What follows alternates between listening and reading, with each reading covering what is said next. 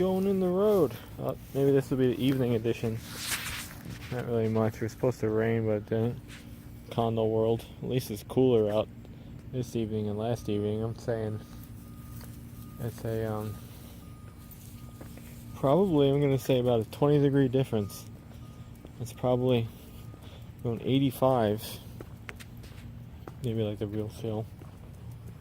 And yeah, it was probably like 105 last evening. I felt like it. Yeah, it was probably, I think the real temp actually was like 95 at this time.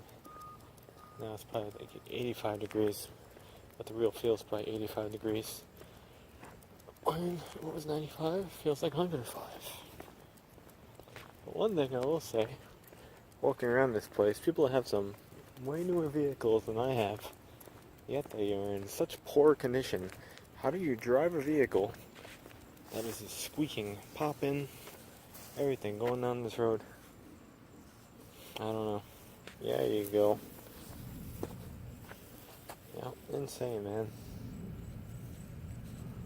People don't maintain nothing, so they all go to shit. Dude, look at those tires. You see that? Belts are showing. Oh my god. Harassing the tires.